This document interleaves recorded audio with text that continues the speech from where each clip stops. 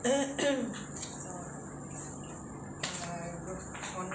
afternoon to all panelists and friends. My name is Wardatul Husna and I will be presenting about my topic, which is transit-oriented development approach to low carbon city center, to low carbon city in Kuala Lumpur City Centre.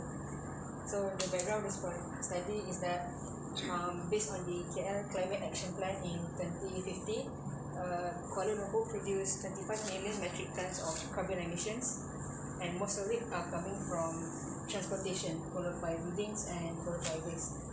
So the problem from this is the high carbon emissions from the transportation sector can lead to urban heat island effect in Kuala Lumpur City, which is also compounded by the factors that insufficient transport facilities and unsafe public realm that contribute towards the issue of transportation, since more people prefer to use personal transportation method. So therefore, the aim of this study is the integration of last mile connectivity to improve mobility in Kuala Lumpur to reduce carbon emissions. So therefore, the objectives is to first measure the city carbon emission baseline, to identify the emission reduction opportunity in the transport sector, and third, to investigate the optimal facilities for last mile connectivity. So the scope of this study is first to study the background of the site itself, such as the existing transit facilities that are in the city and the existing policy and regulation regarding the transportation. And secondly is to study the mobility approaches, such as examples of last mile connectivity, low carbon transportation, and green urban corridor.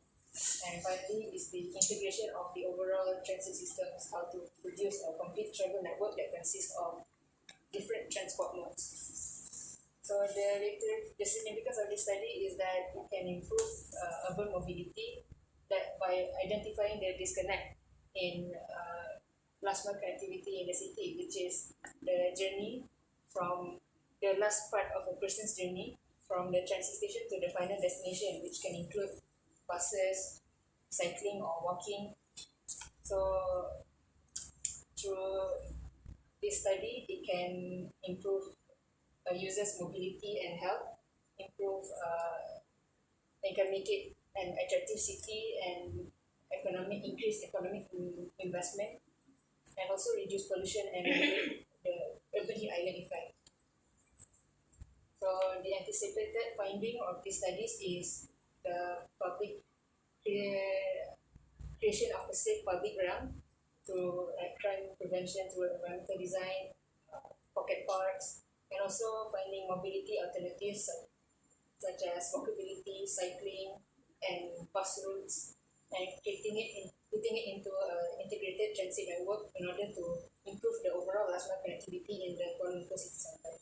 So the research methodology is by creating a problem statement and doing background study on the site, identifying aim and objectives, and through literature review.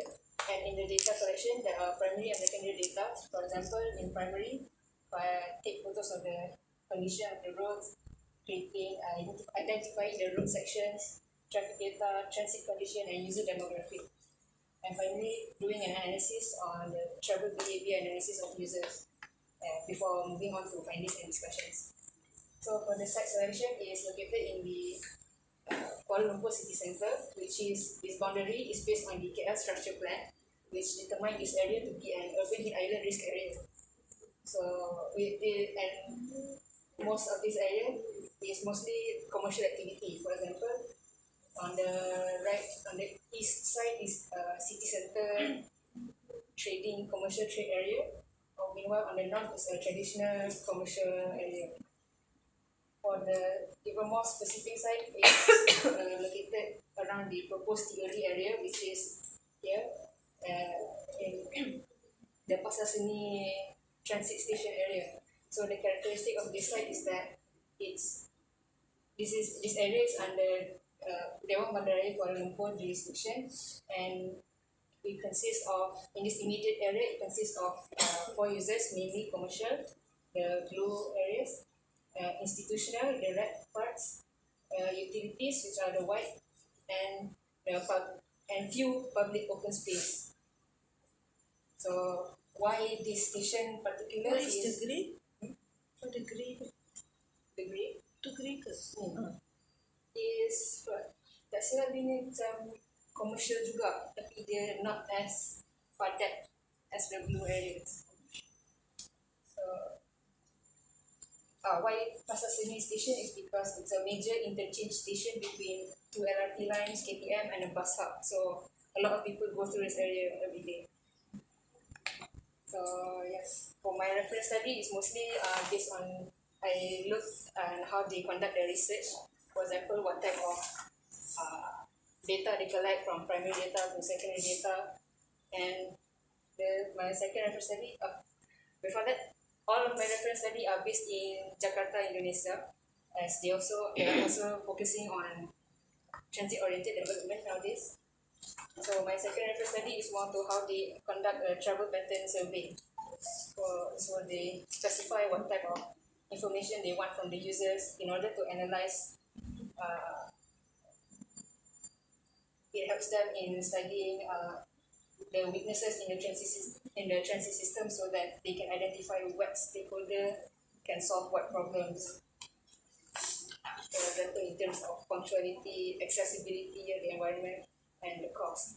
So my case study, Jakarta, they focus on personal mobility devices, which are devices that help users to mobilize inside the city in a micro scale. For example, the scale in between the stations and the final destination. So examples of personal mobility devices include bicycles, power-assisted bicycles, electric scooters, hoverboards, skateboards, and many others. Memang case study. Memang case study. Ini nanti akan Memang akan pergi. Memang akan pergi. Tak. Tidak boleh. Tak tanya tu case study. Okay. Anything else you want to explain? I think I should like you the panels to comment first before I ask. Okay, physicians argument, I already comment